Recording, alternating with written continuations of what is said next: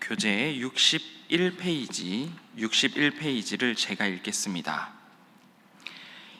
예수님은 포도원 비유를 통해 구약 시대의 역사를 정리하신 뒤 자신이 메시아임을 암시합니다. 이후 여러 사람들이 예수님을 시험합니다. 바리새인과 헤롯 당 사람들은 가이사에게 세금 바치는 문제로 예수님을 시험하지만 예수님은 가이사의 것은 가이사에게, 하나님의 것은 하나님에게라고 지혜롭게 답하십니다. 부활이 없다고 주장하는 사두개인들에게는 하나님은 산자의 하나님이심을 보이시며, 가장 첫째 되는 계명을 묻는 서기관에게는 하나님 사랑과 이웃 사랑으로 요약해 주십니다. 예수님은 겉과 속이 다른 서기관들을 조심하라고 말씀하신 뒤 가난한 중에도 정성껏 헌금한 과부의 이야기를 들려주시며 진실한 헌신이 무엇인지 알려주십니다. 오늘 함께 읽은 마가복음 12장은 지난주에 읽었던 마가복음 11장 말씀에 이어지는 내용입니다. 예수님께서 예루살렘 성전에 입성하신 이후 예루살렘 성전 안에서 일어나는 사건을 계속해서 기록하고 있습니다. 먼저 12장 1절부터 보시면 예수님께서는 포도원 농부의 비유를 들어 당시 유대 종교 지도자들을 비판하고 계십니다. 비유의 내용은 이렇습니다. 한 주인이 포도원을 만들고 그리고 그 둘레에 울타리도 칩니다.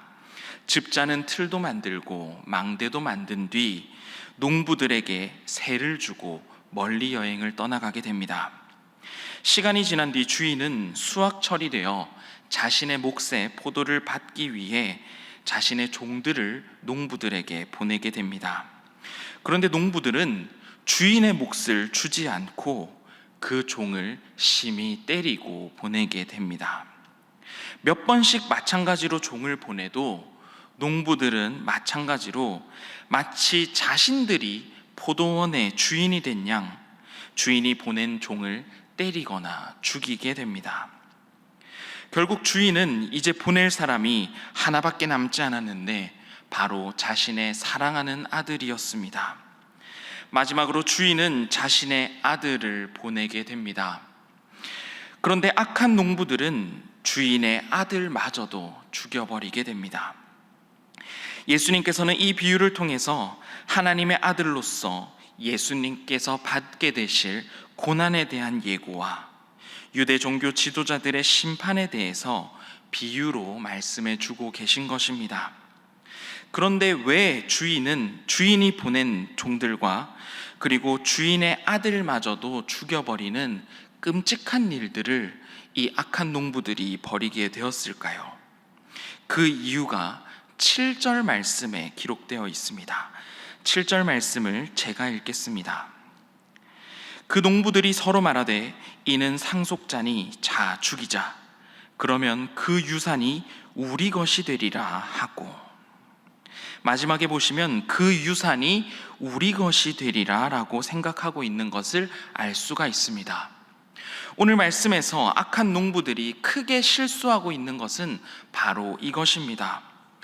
포도원에 진짜 주인이 있는데 진짜 주인이 있음을 잊어버리고 망각하고 자신이 포도원의 주인 노릇을 하려고 하는 것입니다. 진짜 주인이 있는데 그 주인을 배척하고 내가 주인이 되려고 하고 있는 것입니다. 시편 41편 1절에 이런 말씀이 있습니다.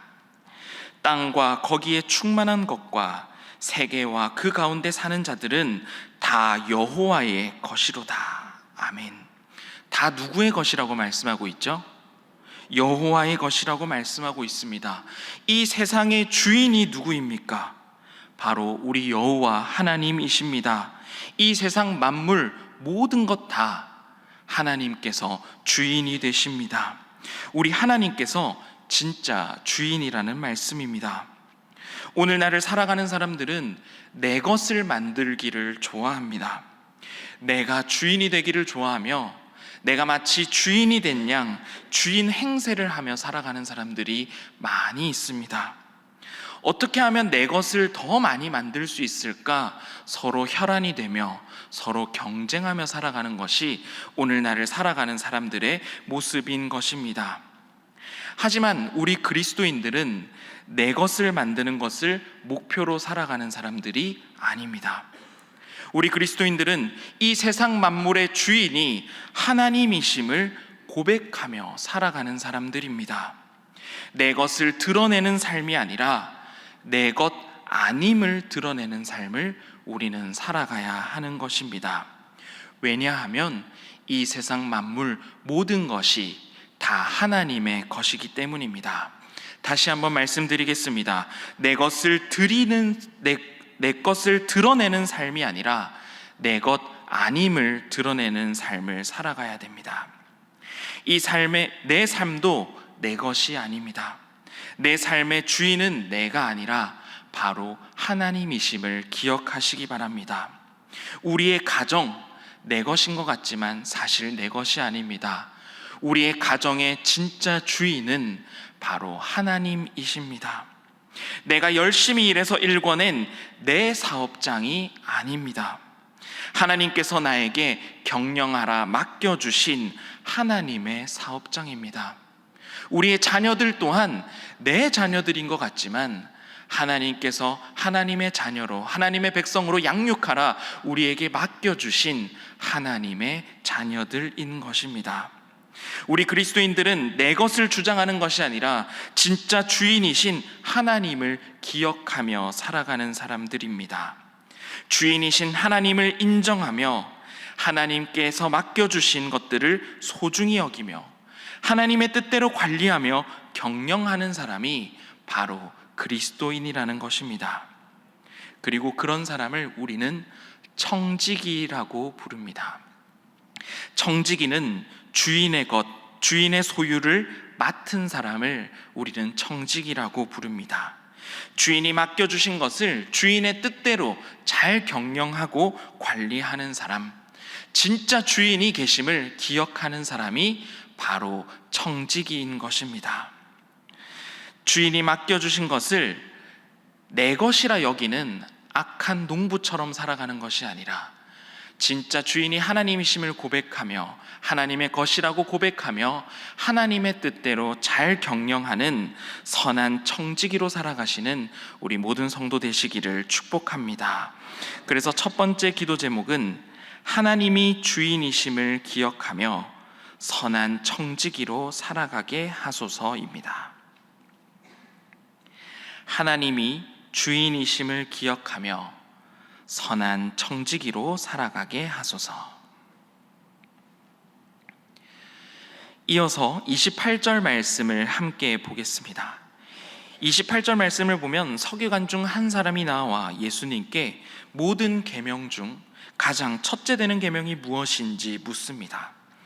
당시 유대인들은 수백 개의 율법들 가운데서 무엇이 중요한지 무엇이 덜 중요한지 따지고 분류하는데 참 많은 시간을 보내고 있었습니다.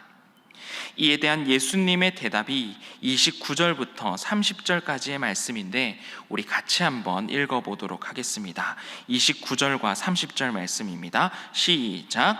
예수께서 대답하시되 첫째는 이것이니 이스라엘아 들으라. 주 곧 우리 하나님은 유일한 주시라. 내 마음을 다하고 목숨을 다하고 뜻을 다하고 힘을 다하여 주 너의 하나님을 사랑하라 하신 것이요. 아멘. 예수님께서는 가장 중요한 계명이 하나님을 사랑하는 것이라고 말씀해 주고 계십니다. 그런데 하나님을 그냥 사랑하는 것이 아닙니다. 어떻게 사랑하라고 말씀하고 계신가요? 마음을 다하고 목숨을 다하고 뜻을 다하고 힘을 다하여 사랑하라고 말씀해 주고 계십니다. 그렇다면 제가 한번 질문하겠습니다. 여러분은 하나님을 마음을 다하고 목숨을 다하고 뜻을 다하고 힘을 다하여 사랑하고 계신가요? 그리고 마음과 목숨과 뜻과 힘을 다하여 하나님을 사랑하고 싶은데 어떻게 하면 우리는 이렇게 하나님을 사랑할 수 있을까요? 많은 방법이 있겠지만 가장 중요한 방법은 바로 말씀을 통해서 하나님과 친밀하게 교제하는 일입니다. 왜냐하면 우리 하나님께서는 말씀을 통하여 우리와 만나기 원하시기 때문입니다. 하나님께서는 말씀을 통하여 자기 자신을 우리에게 보여주시고 나타내시기 때문입니다. 하나님께서는 말씀을 통하여 우리에게 우리를 사랑한다 끊임없이 말씀해 주고 계시기 때문입니다. 하나님께서 우리를 얼마나 사랑하시는지 그 하나님의 뜻이 담겨 있는 것, 그리고 우리가 그 하나님의 뜻을 깨달을 수 있는 것은 바로 말씀을 통해서 우리는 깨달을 수 있습니다. 그렇기 때문에 우리가 하나님을 진정으로 사랑한다면 그분의 말씀 앞에 귀 기울이시기 바랍니다. 하나님을 사랑한다면 그분의 말씀에 더 순종하시기 바랍니다. 반드시 기억하시기 바랍니다. 말씀을 가까이 하지 않고는 하나님을 사랑한다고 말할 수 없습니다. 매일 말씀과 함께를 통해 주님의 크신 사랑을 더욱더 깨달아 나가시기를 축복합니다. 매일 말씀과 함께를 통하여 하나님과 더 친밀하게 교제하시기 바랍니다. 말씀과 함께를 통한 신앙의 여정 속에서 주님을 향한 사랑을 깨달아 나가며 주님과 더욱 친밀하게 교제하는 모든 신일의 성도가 되시기를 축복합니다. 그래서 두 번째 기도 제목은 매일 말씀 안에서 주님의 크신 사랑 깨닫게 하소서입니다. 매일 말씀 안에서 주님의 크신 사랑 깨닫게 하소서.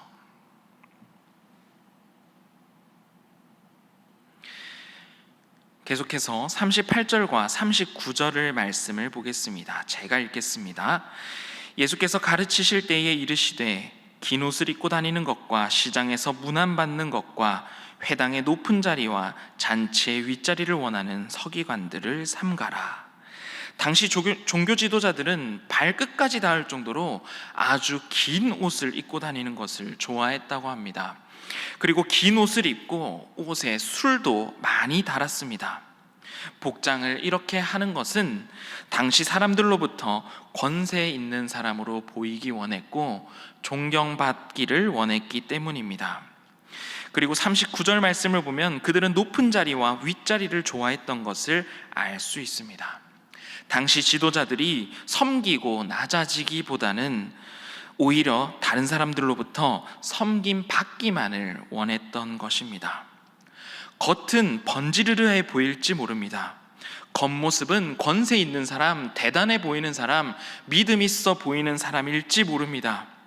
하지만 그 마음 가운데 하나님을 향한 사랑이 없었기 때문입니다.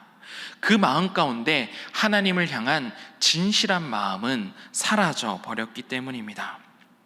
우리는 이 말씀을 통해서 무엇을 깨달을 수 있을까요? 예수님께서는 겉모습을 보시는 것이 아니라 바로 우리의 마음의 중심을 보시는 분이라는 사실입니다. 우리의 겉모습은 충분히 치장할 수 있습니다. 밖으로 보이는 모습은 포장할 수 있고 꾸밀 수 있습니다. 다른 사람들이 볼 때 마치 내가 지금 잘 살고 있는 것처럼, 내 신앙이 좋아 보이는 것처럼 우리는 겉모습을 번지르르하게 꾸밀 수 있습니다.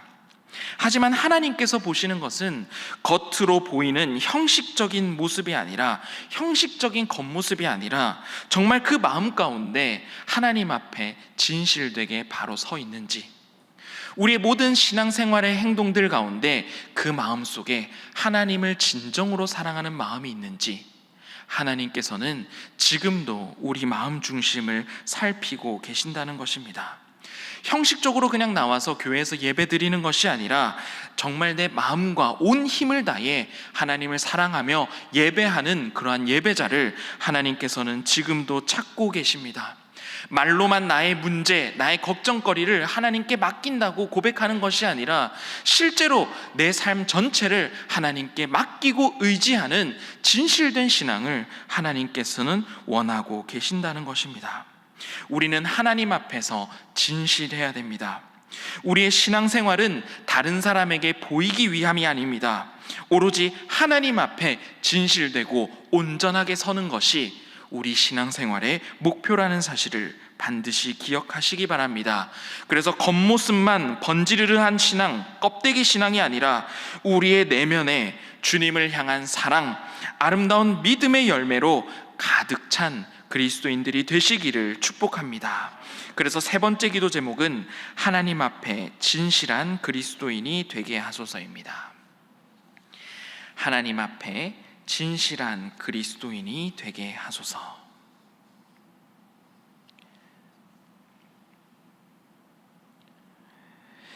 우리 시간에는 오늘 함께 나눈 기도 제목들로 함께 기도하기 원합니다. 첫 번째 기도 제목은 하나님이 주인이심을 기억하며 선한 청지기로 살아가게 하소서입니다. 두 번째 기도 제목은 매일 말씀 안에서 주님의 크신 사랑을 깨닫게 하소서. 세 번째 기도 제목은 하나님 앞에 진실한 그리스도인이 되게 하소서입니다. 우리 이 세 가지 기도 제목을 놓고 우리 다 같이 기도하겠습니다. 주여 믿습니다. 주여 믿습니다. 주여 믿습니다.